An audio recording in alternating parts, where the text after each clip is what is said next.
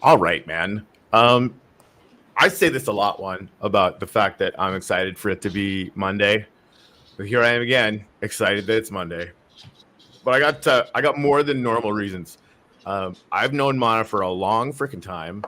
Every single thing that I've seen Mana do in this space has been exceptional and helpful and fun and rad. And so, man, I'm really excited that you're here, man. Like OG NFT stonkers doing the crypto alpha thing now. Everybody who's been watching this show has heard me yell about crypto alpha at least a dozen times. I think mainly because I really see how it's really powerfully going to be able to link communities between Solana and Wax. But never mind all that. Please give everybody an introduction of who you are and what you're building, and maybe a little bit of your history in the Wax space. Yeah. So, like by profession, I am a techie person mostly, right? So I have worked with multiple big projects. Like I've built a whole order book style decks for on Waves blockchain for Tegro. I was the only founding engineer, so I built the whole backbone matching algo for it, right? And then currently, I am also releasing like with Zero X Pass, which recently raised a funding with like Balashi Srinivasan, who is a billionaire investor. And we already have a few customers in pipeline, and we are going live on mainnet next month. Sorry, So what was that? Sorry, could you repeat that? And if you yeah, could turn yes. up a little tiny little bit, we could get some more volume. That'd be great. Yeah. So currently, I'm working with the MPC protocol at Zero X Pass, where I'm building a programmable protocol where you sort of have a wallet, but you can embed custom code into it. So, for example, when ETH price goes above 3,000, sign my transaction automatically and post here, right? Or let's say if these particular people are like able to solve this puzzle, do this. Or if you have a valid JWT. So basically, I'm bringing programmability to the wallet space, right? And Zero X Pass is going on mainnet next month. It's basically on each chain, but like we already have a lot of good customers in the pipeline, and then we are raising another funding round there, and like we raised like first round of funding from Balaji Srinivasan, who is a billionaire investor, like a prominent investor in crypto space. Uh, I also have been featured in multiple, like Zero X Pass as a whole. We have been featured in multiple, like Business Insider and other article magazines because of this protocol. Um, on Wax, I think my story started in 2020 with Alien World, like most of the people, right? I found okay, there is a free mining going on, and then it was interesting, right? So I explored it, and then that slowly, dwindled down a bit, and then I started exploring other projects. Our planet was coming up, you know, and then at the same time I was like, oh shit, like people are so hyped about everything, and then I cannot just sit there and be a visitor on the side. So I came up with the idea of NFT stonkers, where like my mission was really simple, right? There were these farmer world and big projects which had like NFTs worth $100,000, right? Which like an average person can't afford. So I was like, okay, let's fractionalize it. Let's create shares, pool the money together, and let's create a system which auto distributes whatever is mine. So created that. That was my initial vision. We tested, tried on different things, but of course, one learning I had was that was something which is really good in bull market, but it's not a sustainable product, right? So then, and like started exploring different spaces. I launched CPU renting service and XP tools, transaction tracker, a couple of tools. Uh, but recently, I got one insight which I think is very powerful, and a lot of like Vex projects can actually take advantage of it, right? So there are two metas coming up. One meta, of course, you guys are also doing a lot of work with Launchbags and Memecoin, right? Mhm. Memecoin is one of the meta, but there is another meta going on, which is like massive, right? So Telegram, since the last 1 year, they want to be the leader in the blockchain space, and Telegram has like 800 million users, right? So if you go to Ton Store right now, an average app, like if you go to top 20 apps, click, they are basically just a clicker games. Like you have a coin and you just tap it and you mine the token, and then people do it just for the expectation that in the end they will receive a token airdrop, right? But what's massive is these clicker things have uh, like starting from 4 million to 100 million. Like for example, there is something called Hamster Combat, right? A very similar game, clicker game with slightly more added features. Even Zuler from Alcor, he like post about it daily, right? and like basically there's a thing called you have to find daily combo cards for it, and he also posts daily, and then it has 116 million users, and they acquired these users in just 3 months. So there is a massive unlock happening there. And then the insight is that you don't even need to tell the users that, hey, on the back end, there is some blockchain. Because on Telegram, you can just create a mini app and that's it. Users will feel like they are interacting with a like same old app and like another bot. So I think that insight is really massive, and then Wax can really benefit. Like a lot of projects on Wax can onboard a lot of users from that. So I started with the same insight. I wanted to build a community on Wax first, but then I want to move into Solana, merge the two metas, right? Like attract the meta from the meme coin space and also attract the meta from the town space, and really onboard the users through that and create a massive funnel. Oh. So that's what I'm doing currently.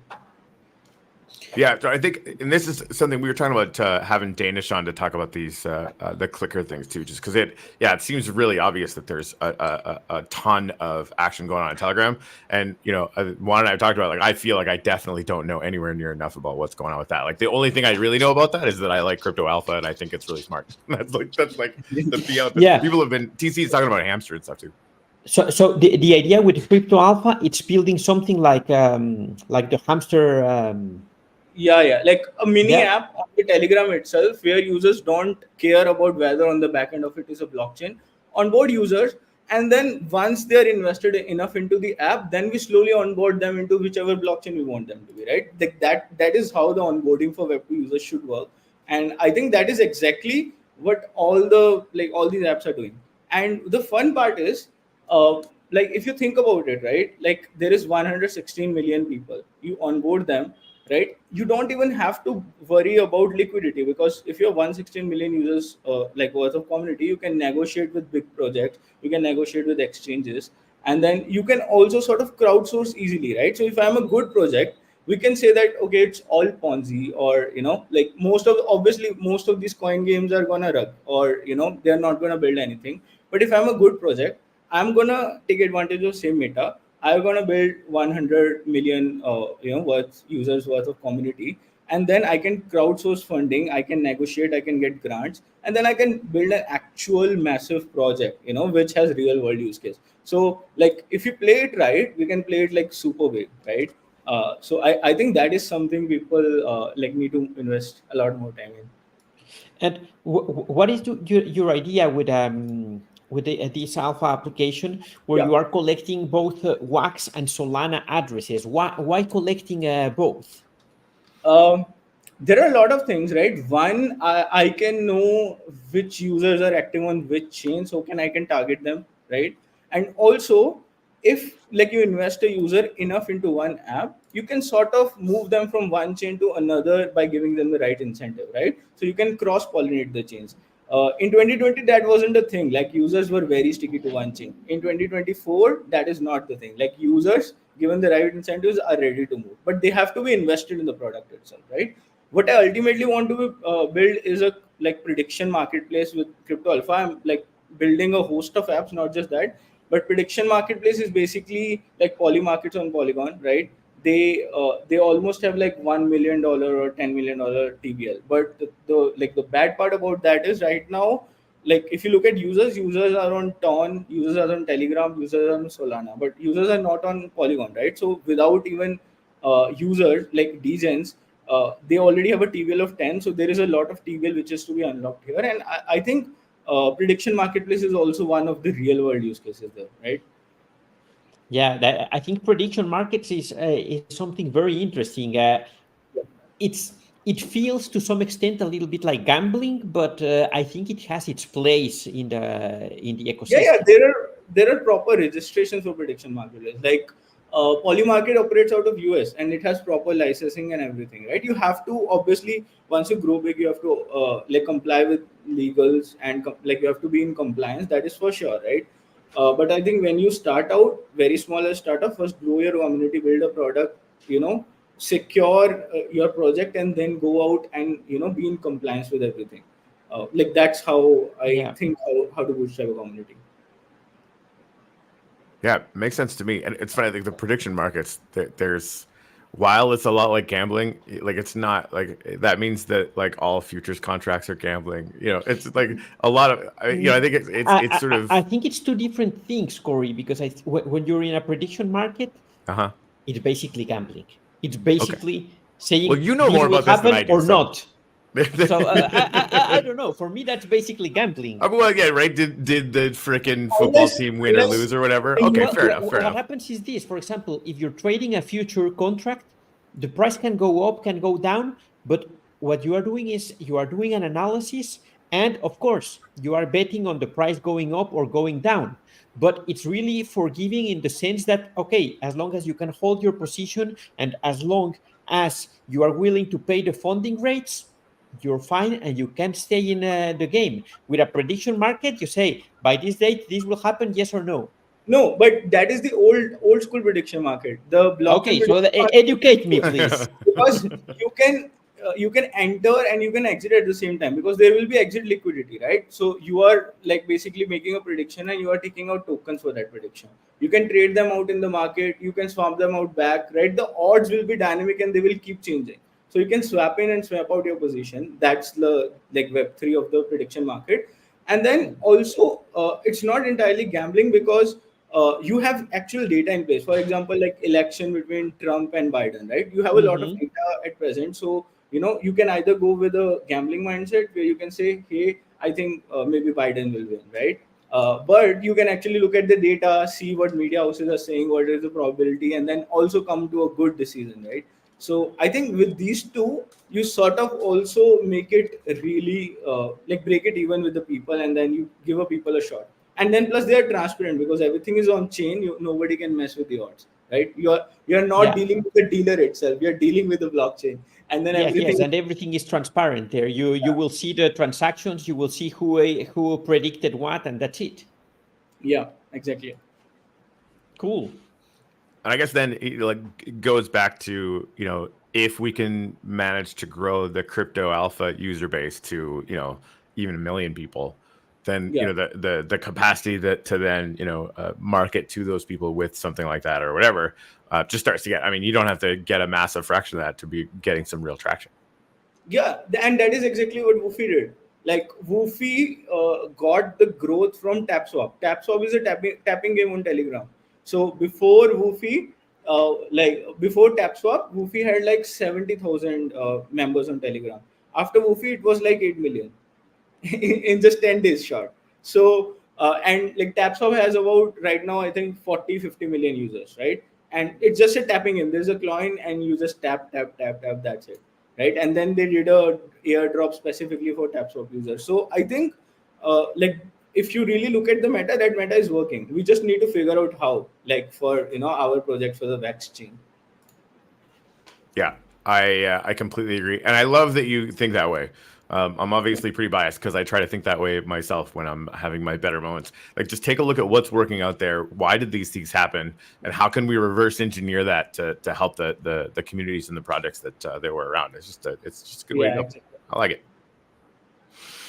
So All right. I have a question for you, Mana. Yeah.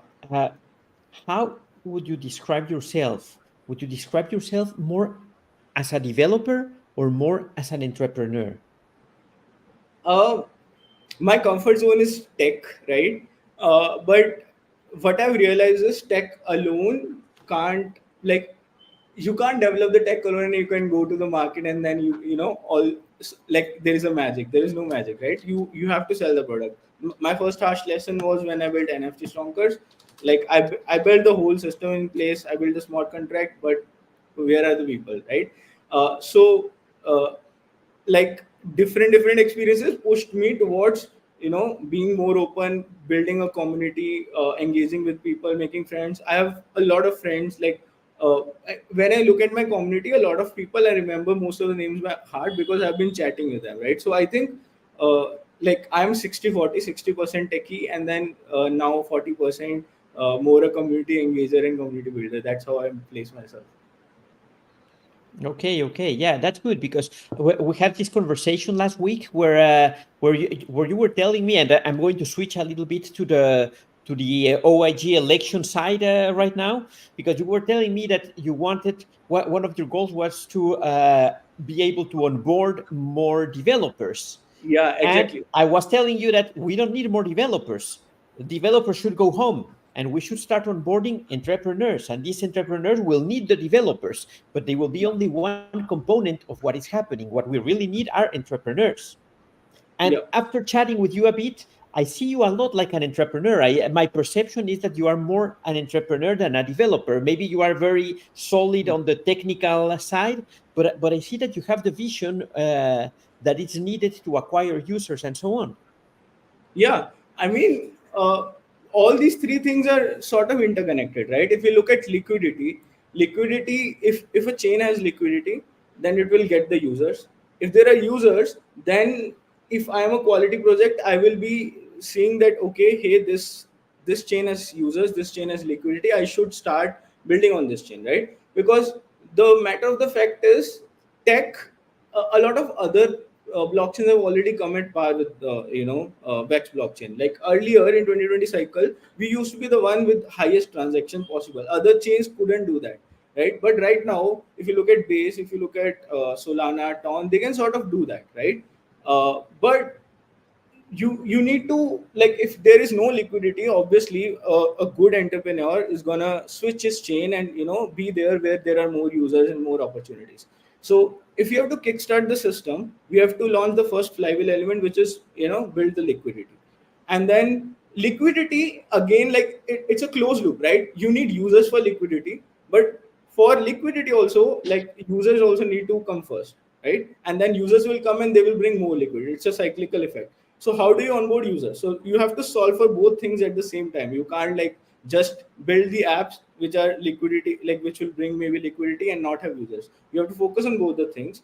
And then if you have these two things set in place, then you just create a super clear message for everybody out, ki, hey, this is Vex, this is all we are providing, we will help you at every step, these are the things you need, this is how you can kickstart a community. And then quality projects will be like, hey, I'm getting everything baked in there, and they have the liquidity, they have the users, why not come, right? So first we attract the degens. Degens bring liquidity. Once you have liquidity, then the credible projects will look at us and they will like, hey, we need to be on this chain, right? And the critical projects can be something that comes up daily on like our roundtables in like government's roundtable. For example, USDC, right?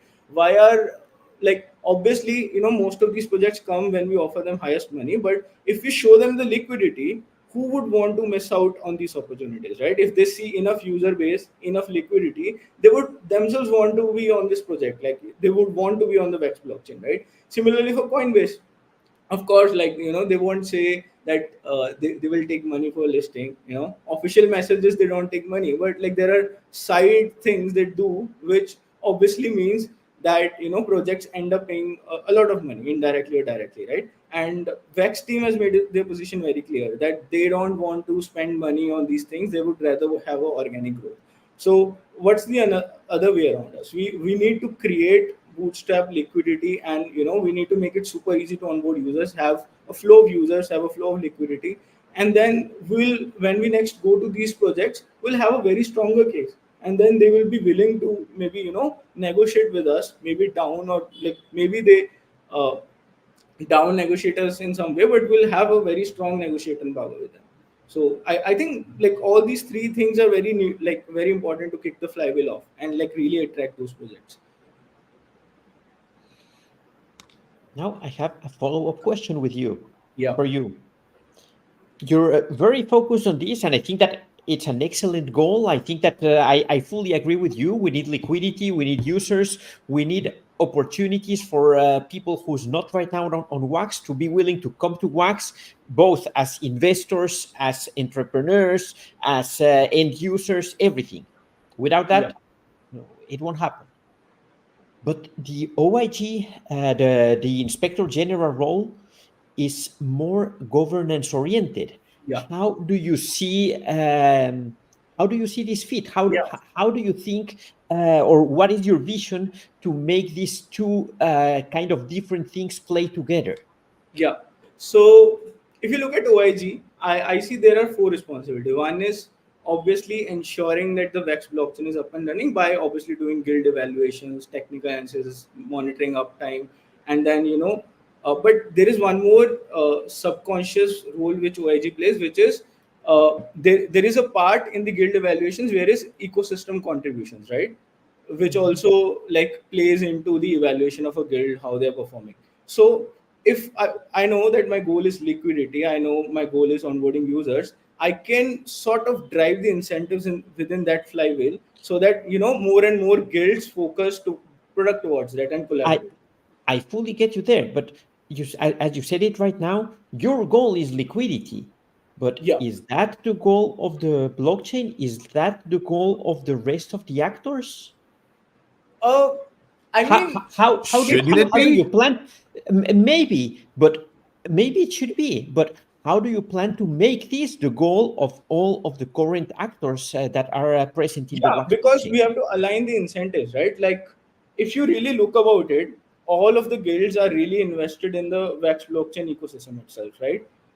More liquidity means more transaction. More transaction volume means more incentives for them. Growth of Wax, like if you look at average guild, they hold like 5 to 10 million, Wax, and Wax has been constantly going down in value, right? If you look in monetary terms, their incentives are aligned, and then those incentives are not met. And when we were at the worst of our like beer market, most of these guilds were telling ki, hey, that we don't make enough money for us to continue being a guild because it's too hard, right? And that is why we had to shift the system also. So obviously there is monitoring incentive which is already there, which like you know which is not brought often because it's money related, but their incentives are aligned. They also want success of X because that would mean their Yes. success as well, right? And then I think if we already have that component ecosystem contribution, we can slightly tilt so that we build the products which achieve that goal, and we need not just put the whole load on guilds. We also have Wax labs where we can sort of like change it a little bit and incentivize more projects to build stuff around that. There we can ideate, we can create an ideation sheet, right? And then we can let other projects or other builders on Wax chain pick up those projects and build them to success. So there are a lot of things which OIG can do already. And one more thing which is not brought often, but which is a responsibility for OIG, is educating the community, right? Educating the community about okay, what's possible on Wax, what is the things happening on Wax, and then maintaining a clear communication. I think if we solve for that, there are a lot of tools already which are not being taken advantage of, right? Which can be, and so I think OIG definitely plays a very important role because one, you can set the incentives right. If you set the incentives right, you can kickstart the flywheel. And obviously, that doesn't mean that it will happen out of magic. It will happen over a period, 12 months. But I know that like look at Wax blockchain today, right? If I go into transactions per second, about 60-70% transaction is just alien world. And then I go to NFT marketplace, right? First number mostly it's always alien worlds, and then most of the volume combined is Funko. There are 2-3 projects, for example, like Dungeon and then Cold Lines Mars. They do a little bit of volume and come in top 10 ranking, but most of that is Funko and Alien World. So like we are basically the entire of Vex is just dependent on these two projects for revenue or like transactions. So we are in a very hard situation. We need to grapple things up, right? Because if Vex blockchain is not there, then there is no incentive for like any of us to continue, right? So Yeah. like we should set a target that when we meet again in 2025, there are like 30, 40, 50, 100 projects contributing equally in the top 10, 20, 30 ranking, and then they're all competing for attention among the Wax users, and the user base is also 10x, and like not bot user base, actual user base. And we also know that is the problem because like if 70% activity is alien world, so that means there is a big problem, right? Most of these are actually bots or like dummy accounts. Totally, totally. There's one question here in the comments from Yanis, one of the other IG candidates, and he's asking, Yeah. what is first, liquidity or users? Both have to be done in parallel, because if you have users automatically bring liquidity, right? But to attract users you need liquidity, so you need to build DeFi or like products which bring liquidity, but at the same time you need to take advantage of maybe these metas, right? Like meme coin meta and then TG meta, and then solve for both at the same time, right? If you do that, then you have a reasonable chance for the users to come in and stick into the system, right? Because one is the onboarder and another is the glue. You need both, Yeah. because we don't want users to leave, right? We want users to stay once they're here. Yeah. Yeah. I think it has to be like a very well organized plan, because, as you said, you need both, and maybe the liquidity will have to be provided by investors initially, but with a good plan to onboard users and create the right opportunities for them. Yeah, even if you look at what my team is working on, we are one building a lending and derivative protocol, right? Which is sort of like helping to build liquidity there. And then we are also building crypto alpha, which will onboard the users from TG to VEX, eventually. So we are solving both at the same time. And then, I have kept them in silo so that, one team just focuses on like liquidity, on-chain derivatives, and another team focuses on that, because both are important. And if let's say we believe the theory of bull markets, we are in the three-fourths of the phase, right? So like the next 6 months is when we get the max value out of the current bull market, like in terms of users onboarding and sticking them. So like Vex blockchain need to build aggressively around that, like all the projects, all the developers around it. And what do you think about developers focusing their efforts in, let's say, in old-fashioned or defaced products? Because Wax has been traditionally an NFT blockchain, Yeah. but currently NFTs are basically dead all over the market. Not only Wax, but everywhere. Uh, what do you think about Wax still? Well, not Wax really, but the developers, the entrepreneurs, the people who are building on Wax, still stuck in the past, still stuck in the previous cycle. What is your take on that? Um, so I think this is something you all asked in one of the roundtables also. Like, should we change our branding on official wax from NFT to maybe gaming and stuff? So like the reality is, like it usually takes a while for a product to be in a usable form. NFTs had a hype cycle last year, but we still haven't uncovered, or like the real use cases of NFTs haven't gone mainstream, and it will probably Mhm. take 3-4 years. It may happen this cycle, may not happen. Like sometimes it's bare luck, right? On which things money is flowing into. Uh, if I'm a developer, uh, I think obviously I should keep an eye on what my core product is, but I should also keep a close eye on where our trends are moving. And if I want to keep my core product as is, I need to find out a way how I can cross pollinate the ongoing meta to benefit my like core product, right? And some of these projects are already doing that. If you look at Solana, right, they start with a token and then they sell merchandises, NFTs, and then they also bootstrap the NFT sales. So that is happening. Like if I'm an OIG, how I can help is bring, like I can post a lot of resources, create a lot of stuff which helps them easily understand what is going on and what are the different ideas they can implement, so that they can take their old NFT project and then maybe add the things which are really important to their project, so that they can onboard the next gen of users. Vex team has already given us like bridges, so like we sort of have functionality to move cross chain, like different chains. So we should explore how we can benefit that, and can we bridge users over here, like onboard from there. What can we do? Even in crypto alpha, I have like 500, 600 miners at this moment, like within 1 month of launch. And then one pattern I saw was almost equal people link their Sol wallet and Vex wallet. That means all the users which are on Solana are almost on Vex also, right? So people are no longer sticking to one chain. Or the They're other way already, around? sorry? Most of the users that are on Wax are also on Solana.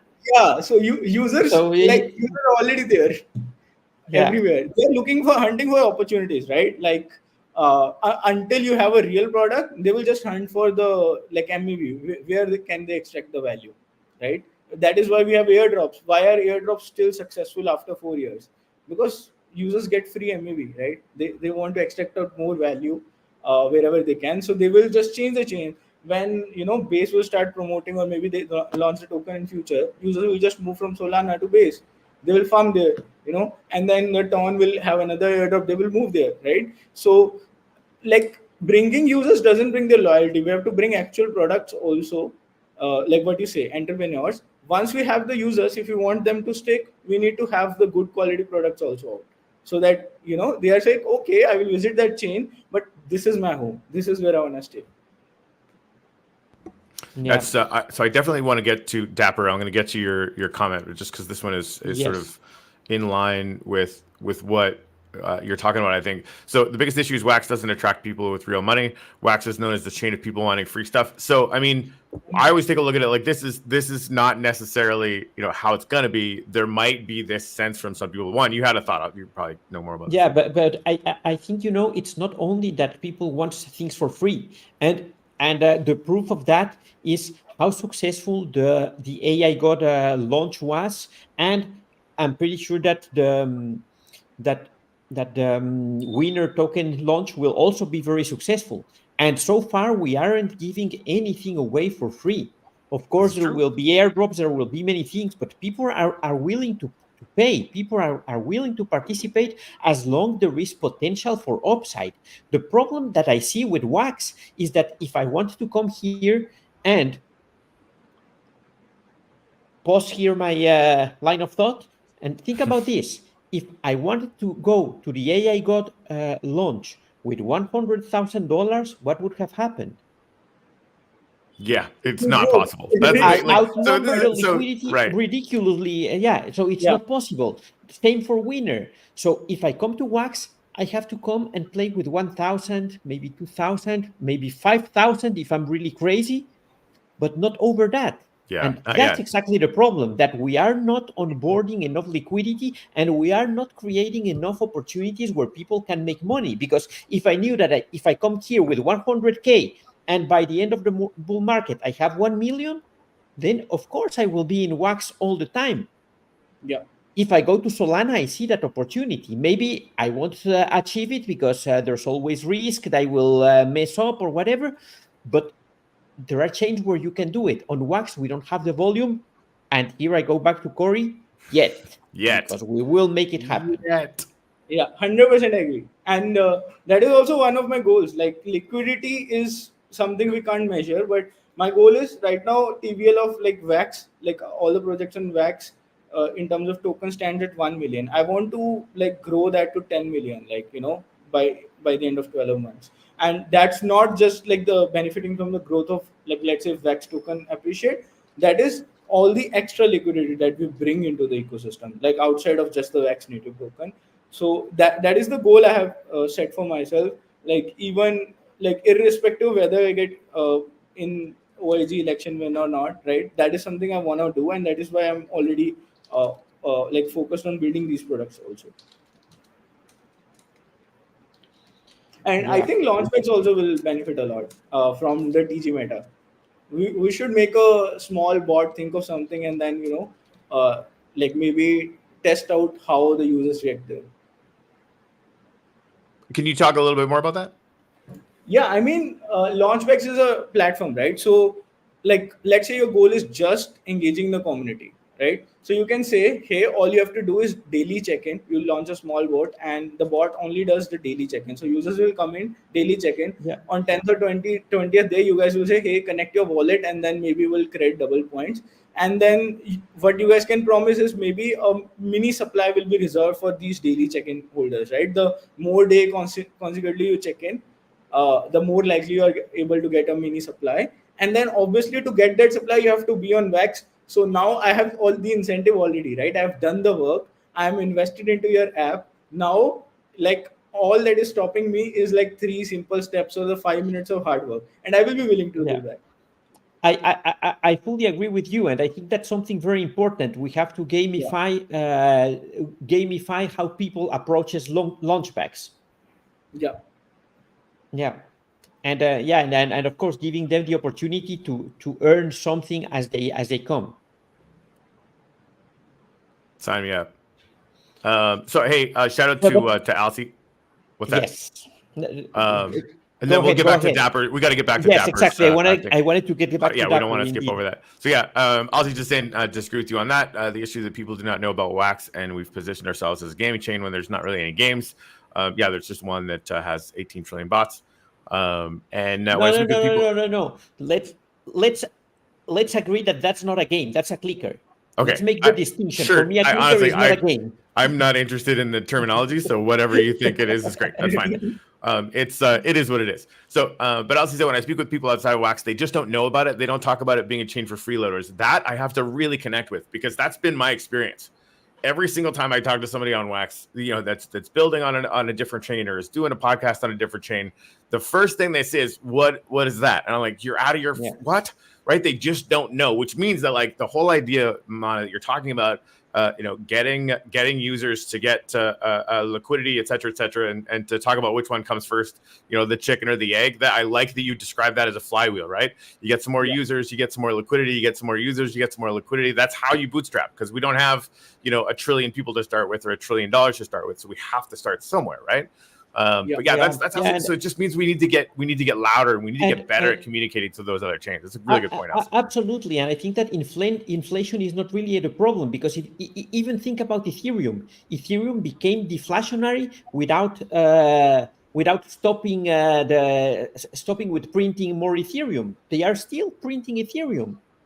But they have mechanics that ensure that there is more Ethereum that is destroyed than the Ethereum that is printed. So it's perfectly fine. It's not about the max supply or whatever. It's really about having smart tokenomics, but it's mostly about building opportunities for people who want to come to the chain and make something awesome here and make some profit here. If we don't have that, then nobody will come. Yeah, exactly. So, like, we have the supply side and demand side, right? We have to solve for the demand side. So right now, like if you look at VEX token, we already have a deflationary mechanism, which is the token burn. You can pay the fee, right?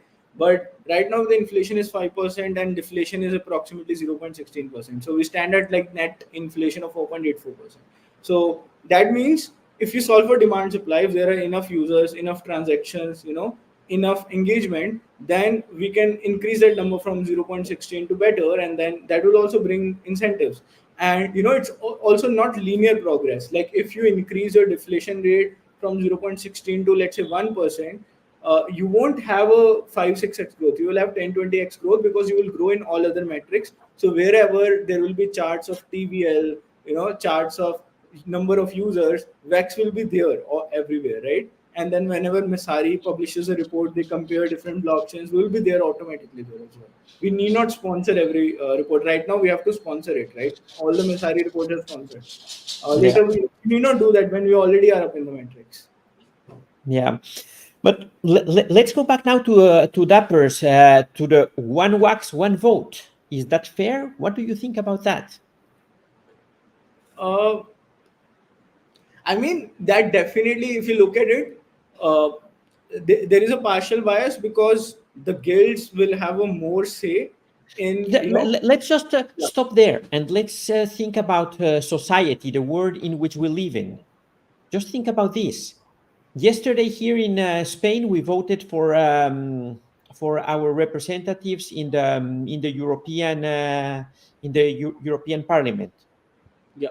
What if the number of votes that I have is proportional to the balance in my bank account? Do you think that's fair? Would that be a good way of voting? Okay, so you have to look at two enterprises. So government is not a economic enterprise, it's a social enterprise, right? So it has to look for each person equally, right? But if you look at blockchain is essentially not a social enterprise, even though we classify it is an economic enterprise, right? So like my cost or like what I've invested into the ecosystem, obviously like there are alter arguments, but primarily the more I invest into my ecosystem, the more chances of me getting hurt or making a losses or me moving out of system is. So I think if you look at it from economic enterprise perspective, then it makes sense. But you can also say that effort also counts, right? So a lot of users. But you can say exactly the same for real life. I have investments. For example, I have investments in a brewery. I have investments in other Yeah. companies, and so on. So I have an economic interest in real life, not only blockchain. So should I have more votes because I am an entrepreneur? But so in economic enterprise, let's say you have a share in beer company, you always get your votes proportional to what share you have, right? So it works the same But way. that's in the company, but not in real life when I'm choosing the president or when I'm Yeah, choosing exactly. the Because mayor of the city. If my house is bigger, do I need do I have the right to more votes? yeah, but like that is the goal of the society. If the goal of the society is socialistic, then you shouldn't do that. But if the goal of society is mainly like economic or extracting value, then yes. So if you look at democratic society, the goal is really socialistic. The majority of the people, you have to not do right by the majority of the stakeholders who have the most money invested in, right? But in blockchain, if you look at it, who are the people who run the blockchain? Guilds, right? They are the most invested in the ecosystem. Without them, the ecosystem will dry itself out. So they get to have more say, yes, right? But we have to make it enough decentralized so that other people, if they come together, they can have a say. And I think that is already a case. It's just not there is enough awareness about it, right? Like I was checking the last election, there were total 50 million wax votes, and the total supply of wax is way bigger than that, right? So that means a lot of people have wax, they don't vote. There were just 300 different voters. So like if there is enough message out, enough people are participating, and that also comes back to the onboarding question. If there are a lot of people, more people will invest in the ecosystem, more people will want to have a say, and they collectively can change the outcomes also. I think today also, realistically, if you get the message out, if you do the right things where people get the communication right, it is very possible for the other voters to have a very high say compared to guilds, or at least the equal say. So I think it's more perspective and what you want to incentivize more.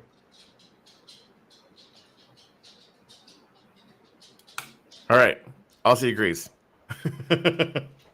I mean, like it is a different, like it isn't, Nothing to obviously say. it's not straight democracy, right? I mean, like the whole point Yeah. is it's a business and there's economic incentive and having some basic incentive to want to invest in this system is good. Now, granted, like it's not just that. They do, basically say if you have any wax, you get to have a say. All the calls are open. Like the community at any time can come and be a huge part of this. Here's what I've noticed about DAOs: they fucking won't. They won't do it. So everybody wants a true democracy until you have to actually do the work. In my Yes. humble, limited experience. I fully agree with what you're saying, Corey. Everybody says, okay, yeah, it should be the fairest, the whatever, but when you have to put the work, when you have to do things, only a very, very Yeah, tiny it's percentage it's of people will it's participate. tougher. All right, so Yeah. this is from Keck. You spoke a lot about liquidity. Given Yeah. that the vast majority of Wax projects have only just begun to care about TVL and liquidity, where would you say your inspiration for this focus came from?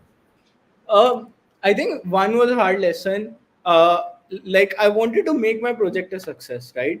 And I couldn't figure out how to get users again and again. And then, I started reading online why Solana is the chain. Why are they getting users? Even for the ETH, like, why is ETH in that position where they're holding a liquidity? And all the answers pointed to TVL because, right now, even the rankings of the chain, how many users get onboarded, the investors like who want to be a part of the ecosystem or a blockchain, they look at these metrics, right? So one is that harsh reality, but essentially if you even put that aside, if you look at it, even from a project perspective, I would want to be in a chain where there is more money, right? And even when working at 0x Pass, which is like we're working like building a programmable MPC, we always look for projects who have a massive user base or who have a massive liquidity to be our first customers, like sort of, you know, why? Because obviously that will unlock a lot of more value for us. So, and the same was experienced with Tegro when I was building like decks for base chain. So TVL is very important in subconscious and conscious both senses, right? So that is where I got my lesson that if Vex has to like grow big, this is what we have to really care about and grow. Yeah, I mean it's what we've been paying tons of attention to. Yeah. You know, obviously with AI God coming out and all the partner projects that are on board with Wiener, for example, are being given the opportunity to start like an initial pool.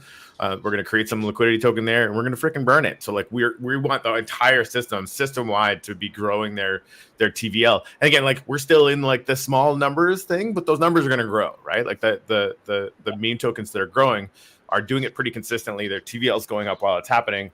And I feel like we're honestly just getting started on the promotion side of things, right?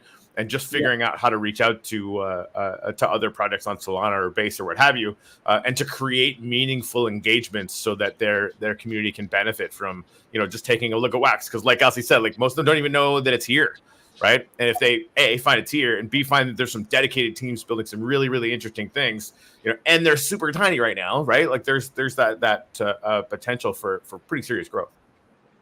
Yeah, exactly. And then if that is the case, there are niche communities and we see potential. I, as a user, would want to be a part of that like early so that I can max out the alpha, right? For me. So Heck yeah. it will create even more incentive for them.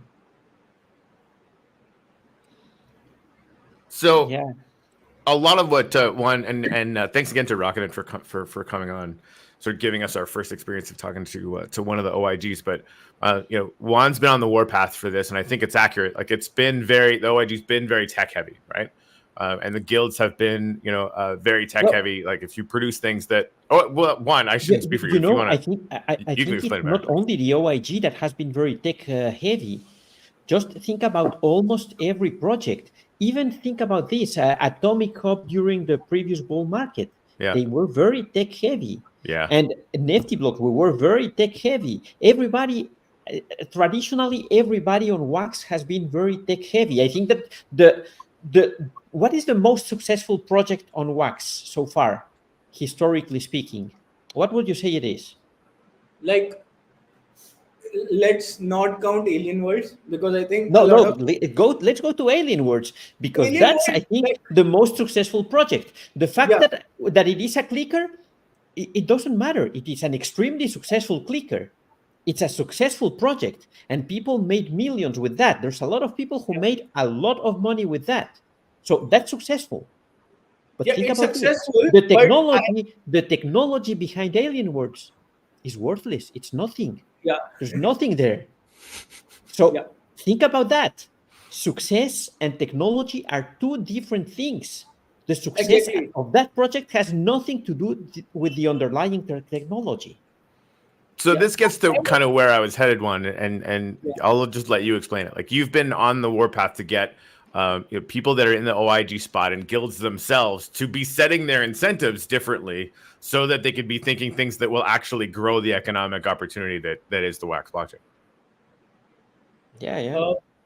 There are two things actually which worked for Alien Worlds if you look. One was what they planned out, and second was something they got lucky with, right? I will start with the lucky one. I'm sure a lot of people already know it, but a lot of people doesn't know it. The lucky one is actually, if you want to bridge Wax from like countries where like sort of there is no Wax support, what you do is you buy NFT with a credit card. Like, so basically you list Alien World NFT with a high price and then you swap it across, right? So that is something they got lucky at, which gives them a sustainable chunk of volume, and then they make it 1% fees out of it, right? Using which they can maybe sustain economics. I don't know the whole story, but I know on top of the like layer that's happening. Second thing is the bridge and the launch to Binance, which they initially did, right? Binance is obviously one of the kingmakers. Once a project gets listed, if the project has enough community, you can sustain sort of 10 to 50 million dollar valuation at least there. So you will have a consistent churn of users holding your token. There will be a consistent arbitrage between maybe Binance and alcohol, let's say, things like that, right? So with these two things, they hit it right. And but after that, if you look at it, who is extracting the whole value out of that game? Bots, right? And it has been 2 years and they have been struggling. Like, they have they blacklist wallet, and then every few months they ban wallets. So a lot of their effort is going just to create an ecosystem to track these wallets down, track these farms down, and doing down. But at the end of the day, the reality is these botnets are still extracting most of the value from the alien world. Real users are not extracting a lot, Might be. right? So even though it's a success story, the projects or the builders or the people community on the wax didn't benefit a lot. Like they may benefited, but the like if you do dollar by dollar comparison, it's not that large. Like it's like there's a massive difference. Uh, but some good quality projects which built slow community but couldn't grow that big, like you look at Dungeon, right? Like they also acquired Bombay Dungeon, also acquired Atomic Hub. So Atomic Hub plus Dungeon, I think it's one of the success stories with a good enough community. And then you look at colonize Mars. They have a very niche community, but their community is constantly growing. And then they are also building an actual product, a good game with like improving the game, nifty blocks. So I think there are projects, but all of those projects have the same fate, which is a small community base. And the reason is they couldn't onboard the users, and one of the reason is there is a very small subset of actual users, because alien world needs bots, other projects need real users are less on Dex blockchain. That is Right why now. what is excluded, right? Yeah, So well, and this is the thing, right? Like the number of people with eyeballs on the wax chain and everything that's going on here has to go up, and that's something. I mean, I'm obsessed with that. Anyway. Yeah, but let's go back to another question, which is OIG related. Yeah. What do you think about the fact that the OIG is composed of 3 members with I could say an almost identical profile? All of them very technical oriented, and the requirements for the 3 members are exactly the same. Do you think that's good for Wax? That's bad for Wax? And what could be changed to improve if you think that that's not the ideal way? Okay, there are a couple of things which, like, this is one of the topic apart from increasing the number of OIG candidates is something which is being discussed, right? Like, I know, like, when I attended the last one, this was a topic which was discussed whether we should have more OIGs. And then there was another fact which is whether we should have a dedicated dev relation manager for just the marketing stuff so that we can get the branding right for Chain, right? So these are the things which are being discussed. The fact that they are discussed, that means there is something we need to solve for, right? There is a problem, like either with the marketing messaging, because we don't have the liquidity, we don't have the users. So we definitely need that skill set. How do we need it? Like, do OIGs need to complement it or not? Do we need a dedicated profile separately, which is hired rather than elected, right? That is all out for the question. What I promise as a OIG candidate is I will bring decisiveness. It will no longer be cycle like every 14 days we just postpone the decision. We take a feedback within the 14-day range. After 14 days, we should have a concrete outcome which we can present. So, for example, Lucas last time told that if you guys want a DevRel team, give me a proper format, right? Like, what are your requirements? What are your requirement? We'll evaluate and come back. So I will make sure that that process is bootstrapped. I will take all the feedback from whoever is involved, and then quickly take it from the start to the end. That is what I promise. And if you do that, I think things will start coming out automatically, right? So we have to just make sure this process is efficient enough, and then decisions are made quicker. Okay, but sorry if it was not completely clear for me. Then do you think the profiles are correct right now, or do you think they should change? I think slightly change, because like there is not enough elaboration on what do you mean by elaboration, right? Like educating the community. So we need to define it better, because that is something I feel very less work has been done. The communication and the educating bit. So I think that's where OIGs should definitely contribute more, but we should not put all the burden on OIGs itself. I think we also need a dedicated relationship manager, like at least from the tech side, which can be a marketing phase for the Wax. And that is how I'm going to approach. But obviously, that is open to how other people in the community feel. So we need to take feedback and see, what are their perspectives, and then come. We need something more from the marketing onboarding for sure. That is sure. Yeah. Okay. You actually brought this up one before. So being tech heavy, that's something that scares people from nominating themselves for IG. K4Q's mentioning that a good way to tackle that is to open up IG roles to teams, which is something that Juan has said as well. So they have an Yeah. expert on the team that can manage that. And I think voting teams in instead of individuals would be much better for Wax. I mean, that's like if that was an option, right? Like if there, you know, we knew that there was a tech super genius and somebody who was, you know, obsessed with marketing. And you know, even somebody else that was obsessed with, you know, like strict biz dev stuff, right? That would be sort of an interesting thing. And then again, like you're having the potential then to set incentives for the guilds to sort of be a model for that, right? Like, okay, you guys are guilds, you guys are building stuff. You know, not everybody's going to be thinking about all this stuff all the time, but you know, we should incentivize all of it all the time because it's what we need to succeed. Yeah, exactly. And then, like, if you look at it, we just need to. So all of these are the ideas, right? Having a team or maybe having a dedicated manager role. But if you look at the core problem is we need to solve for marketing, right? So I think the right process is open this up for discussion, get all the ideas through, and then quickly take one call, see in 6 months how it works, and then we like maybe tilt based on that how the feedback comes on that. So I think we need to move faster, more like a startup in that case, making decisions and then like taking all feedback. Obviously, spending some time making decisions, but make decisions quicker and then iterate faster. Many times, making decision faster leads to making mistakes, and that leads to making mistakes and being wrong sometimes. What do you think about that, and how do you handle failure? How do you handle when things don't go the way you want? So, my mentor my mentor in Zero Express once told me something that there are two kinds of decisions. One is reversible, that is you make the decision later. If you are wrong and you have some damage, you can do damage control and come back make another decision. There is another which is irreversible decision, right? Where you can't do damage control. The second kind of decision is what requires very careful thought, but in reality most of the decisions we take are actually reversible decisions, right? So I think we should distinguish between them. For example, what is the right solution for getting the marketing message across, right? There will be a lot of options which are reversible. So making decisions fast doesn't hurt in that case. Maybe there are some decisions which are reversible. We should definitely take time for that. So we should be able to distinguish what is reversible, what is not irreversible, and then take a call on that. Okay. Yeah. Okay.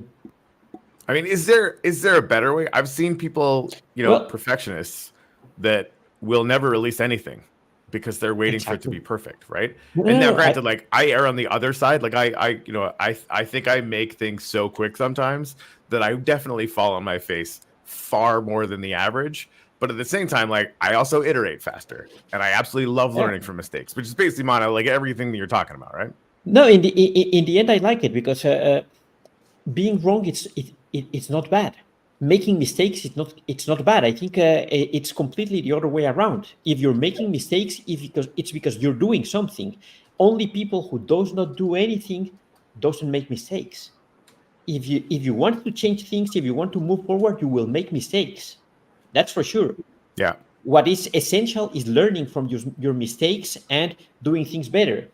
Something I don't fully agree with what you say, Mana, because I don't think that there are reversible and irreversible things, in the sense that for me, the only thing that is irreversible is death, up till today. Yeah, right. Whatever Wait, else, the singularity's you can coming, find, man. yeah, but whatever else, you can find a solution. Maybe it's not that you can go back in time and change something, but you can find a solution. There's always a solution that you can find. Amen. Yeah. I like it. Sign me up.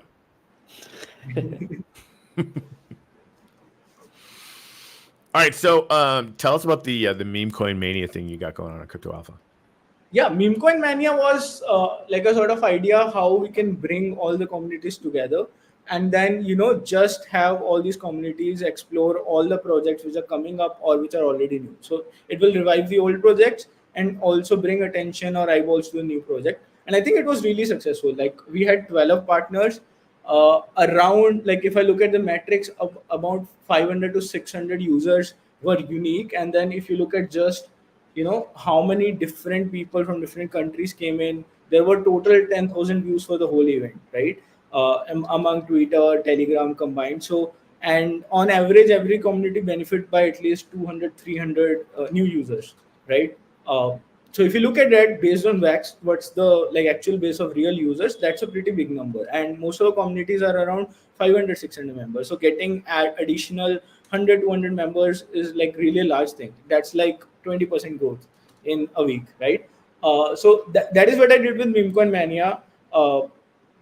Keck was also part of it. Like you guys were also part of it, right? And then like it also like my goal was also to kickstart a meme coin season on Wax, so that What a great I idea. yeah, I wanted to tell everyone, hey, it's meme coin season.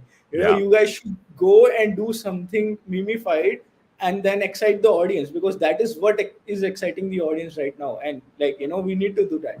Yeah, I mean that's our plan a little bit.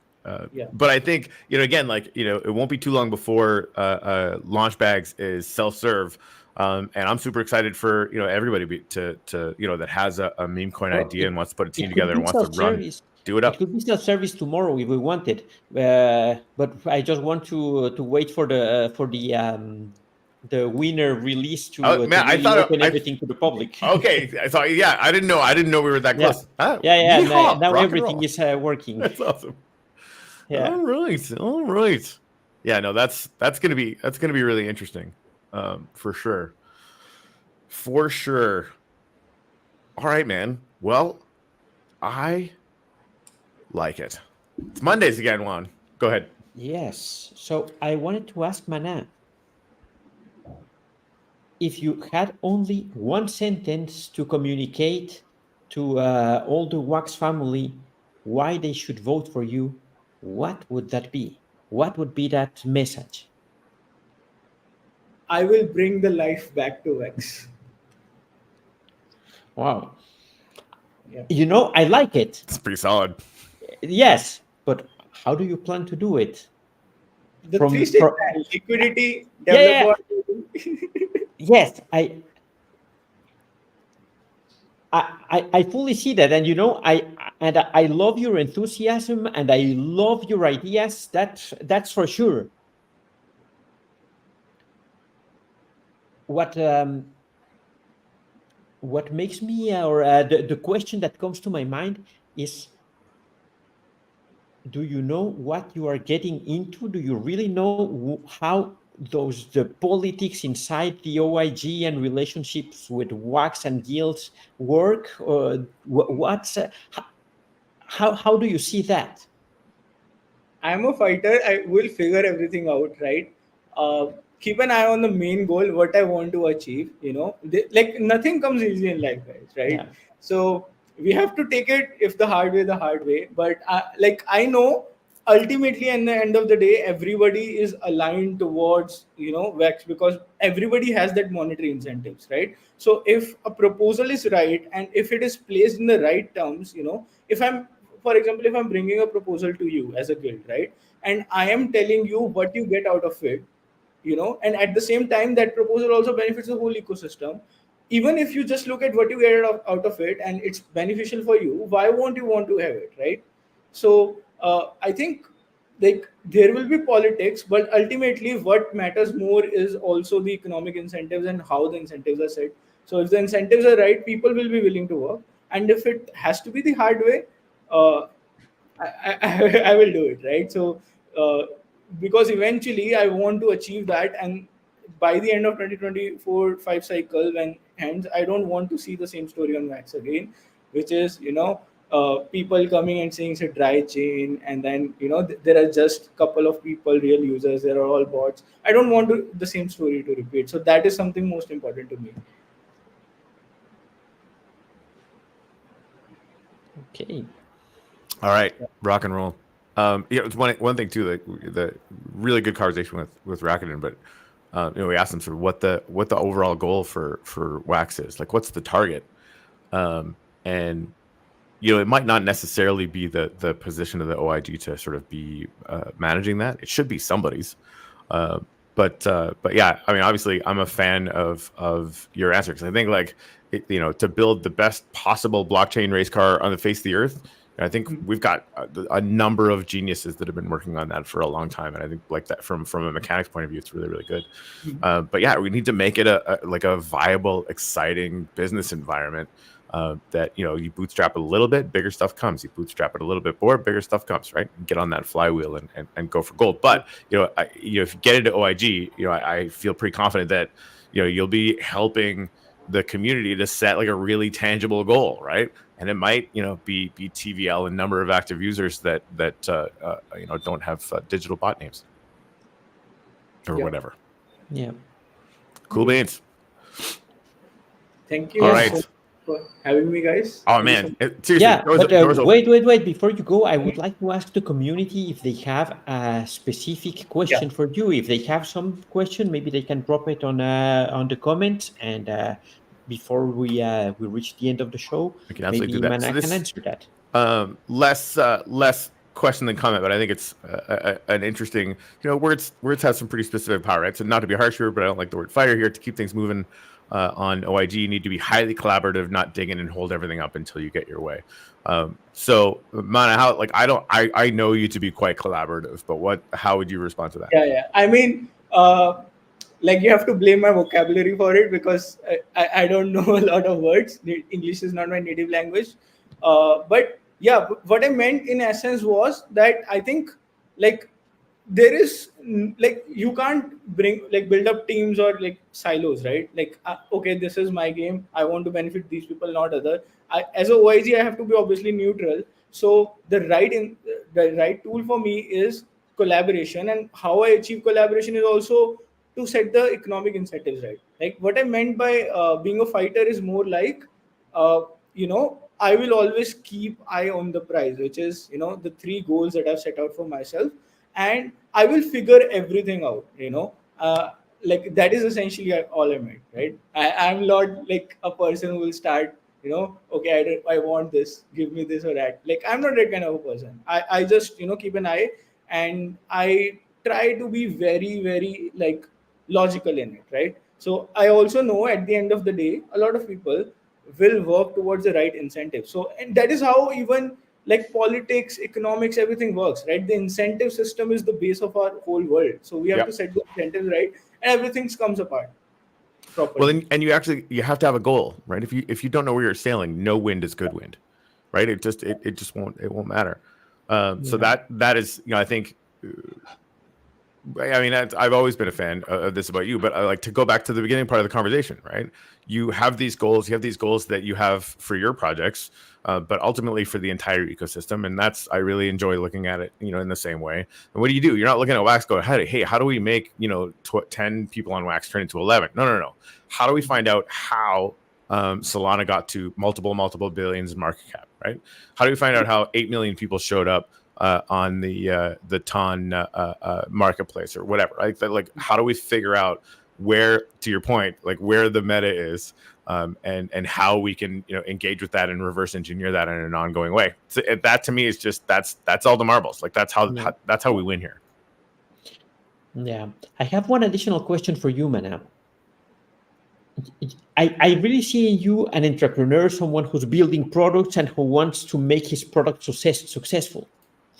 And on the other hand, being an IG, it's kind of a political position. You become kind of a public servant for the Wax ecosystem. How does that play together with being an entrepreneur and having products that you want to make successful with being an IG? Don't you see any conflict, any possible conflict there? So one is, if will be any conflict of interest, right, we will resolve it. But essentially, I think if I look at the bigger picture, I want to set the incentives right. The products that I'm building, I already have 4 to 5 team of people, and then they're essentially all super 10x engineers and devs. So I'm quite confident they will build upon it, right? If I get elected in OIG, that would be my first duty, which is set the incentives right for everybody to come. I don't want to be the person who builds everything myself and then take it on. I want because one person cannot change this, right? You need the whole ecosystem, you need bunch of projects all contributing, you need even guilds, to all contribute towards the same vision. Like the vision 10 million like TVL, and then let's say 10 million actual daily active users on Wax. If you have to achieve that, no single project can achieve it. We have to all work together. We have to explore ideas. We have to even build tools for the community. Like, for example, we know Telegram is the meta, right? But not every project will be technical enough to build a bot and then onboard the users. So maybe one of the project can come in and they can build a whole ecosystem for onboarding different projects, and then they can cross collaborate with other projects and help them benefit and benefit themselves in their case, right? So it has to be collaboration either way, and that is where my focus would be for sure. Okay. Okay, good. I think that we have a question from Alti in the Yeah, comments. this is a good one. How do you plan to get buy-in from the BPs on legacy issues that need to change but haven't because of their perceived importance to BPs? And you have to persuade them out of complacency. Alcy, if you can think of an example for that, that would be good. Matt, and maybe, or Juan, even maybe you can kind of sink into specific something about that. I would rather see an example. Gotcha. Example would be helpful for me also. But like, if purely from problem solving perspective, you have to, like, so there are two levels, right? Whenever somebody comes to you with, hey, I don't want to change this, there are two levels to that. One is the conclusion they reach, which is this is not good for ecosystem or for me, right? And then the actual reason, right? Actual reason, like, you would be surprised, actual reasons is often something which is very easy to manage or like easy to solve, right? So I think the first thing is asking more and more questions to actually understand what's the real reason for them. And then we have to obviously be creative also with solutions. And then, making a decision is not always easy, but if you have enough data for what you want to decide, then it gives you a better shot at solving that. So one thing comes to mind as a possible example, and I'll chime in if you think this is accurate or if I'm just full of shit. But one of the things I noticed when we were talking about the vast majority of users in crypto are used to paying a small transaction fee, right? Yeah. So there's supposed to be this thing where if you're using Anchor or whatever, like you're doing a transaction, it'll ask you if you want to do like a small transaction fee. Or that was what I thought was going to happen, right? I think that might be working on. Okay, Juan is going to now explain how this really is. But like CPU and getting to this point where we can do this, I think is you found the issue because we were missing a plugin in the creator side of Nifty Blocks. Now it's installed. No, I don't know if now it's installed, but it's installed in the front end. It's installed for Launchbacks and for all of our products. If you don't have the CPU, it will just ask you to pay the transaction. Let's fucking but it's go. there. So I think that's not a good example for you. Never mind. Because I was doing the research. I was doing the research there, and I said I thought this was implemented, and it's not implemented in the creator side, but we will implement it there. All right, so never mind. But I think that Alfie has an example now. Same question if you guys expand it, right? Like, so we already have that model. How do we get it to most of the projects, right? So it's really simple. You have WAFKit and then you have UL. These are the two libraries used by most of the projects. So all you need to do is someone, like one of our devs, it need not be any guild, right? One of the devs does an open source contribution. We incentivize it maybe via VexLab if needed. If it's a small change, maybe one of us do it, right? And then we just ask, like, get the message across to all projects, hey, we have this feature, and then we'll really love for you to implement it. And like we reach out to all the projects where majority of users are, and then just like within 2 weeks, 3 weeks, we have the option to pay gas fee directly instead of staking CPU. Solved, right? Yeah, I think that's a very idealistic view. If you think about it, there are still lots of projects who haven't implemented WarpKit. You can come up with a new version of something. You can come up with a plugin, and the plugin for that already exists. But the thing is, making sure that everybody implements it. I think it's way harder than just saying, "Oh yeah, it's here. Let's implement it." But it will take time. That is why I mentioned WAFKit and UL both. UL is the old library, right? Which most people Yeah. So that is why you have to also take care of all the users. So first, I think if you understand the blockchain ecosystem projects well enough, you will know what they're using, right? So I think bit of like if you are a bit involved into the Vex blockchain itself, you will know where the projects stand and what is the Yeah. technical bias for them. And then if you know understand the problems enough, then you can solve it. Yeah. Yeah. True. Okay, so we have here Alci's example. Yeah, maybe one would be some of the way they manage their scoring and the requirements around providing services and products to the community. I think this goes back to even what Juan was saying, right? Like that there's sort of these, you're basically saying, what are the incentives and how are you measuring those incentives? What are the important metrics to you, right? Because if we know what those important metrics are, we know if you have any chance at all of hitting your top level, goal for the ecosystem. Yeah. Um, yeah, like basically, I think what she told is how do you like there is a conflict between what should be used to score the guilds and communities and what should be the requirements, right? Uh, that is more a collaborative process, and then uh, I think if we can convey the message right to them, what is actually beneficial for all of them, and for the ecosystem, if we can have a very clear understanding ourselves and to them, then it would be very easy to negotiate with them, right? And I do know, like even when I look at Vex governance Telegram channel, there are conflicts in the roundtable also there are conflicts. We need to take it of feedback and really understand where like the criteriations are arriving from and whether like it may be the case and this is just me speculating, but it may be the case that some of the requirements are just punitive, right? And they are not really adding value to the system, but they are very punitive for the guilds themselves. So we have to look at that properly and then really see what is value additive and what is not. If something is value additive, we have to get crafted in a way where even guilds know that yeah, like it's actually helping them also, right? Because guilds, Vex, everybody is line community with if you set the right economic incentives. I have one question there for you. Yes. And it's a little bit related to the evaluations and how do you weight what is more important for the chain.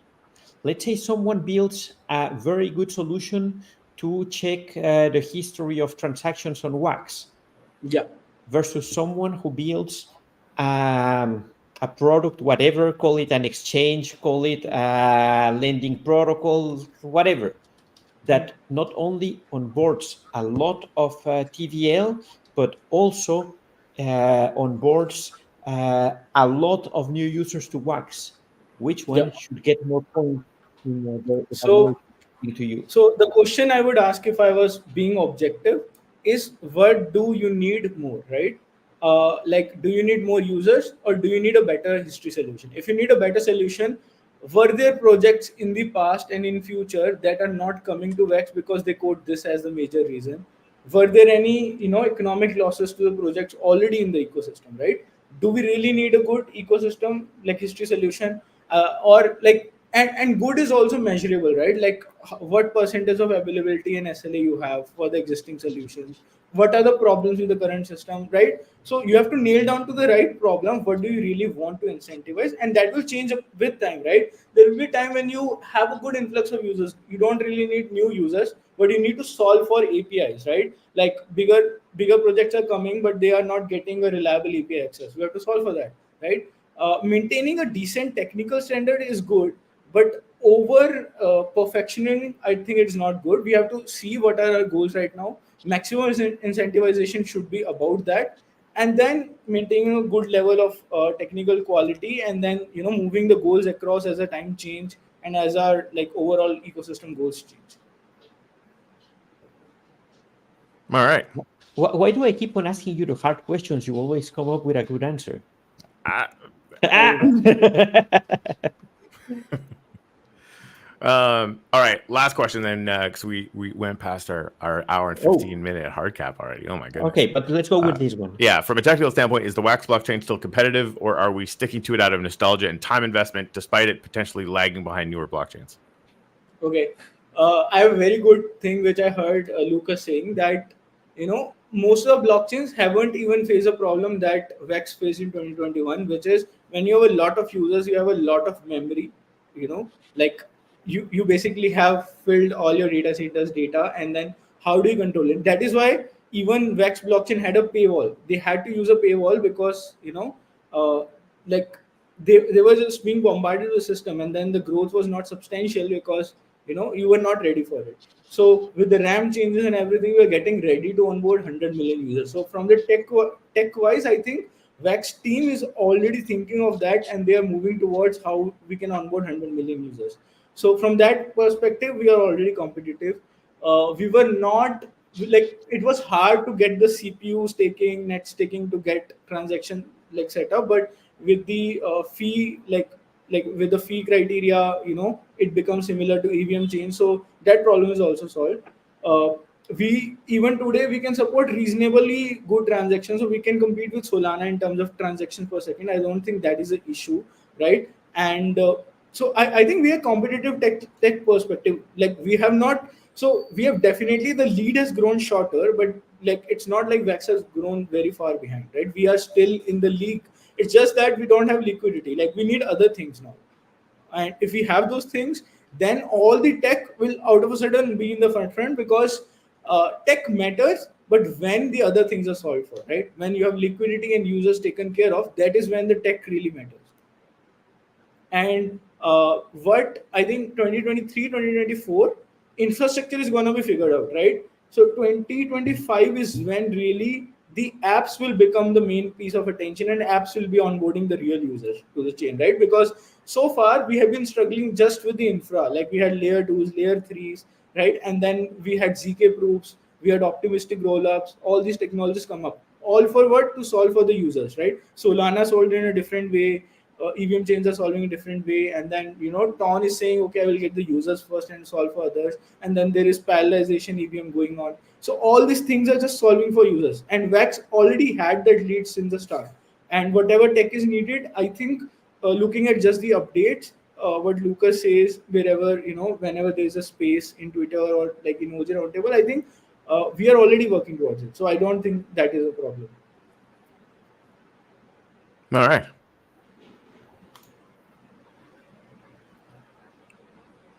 Yeah, so I think it's yes and, right? So it seems like chicken or egg issue. I'm not sure if liquidity will bring more people, or if better marketing strategies will, or if bringing better utility will.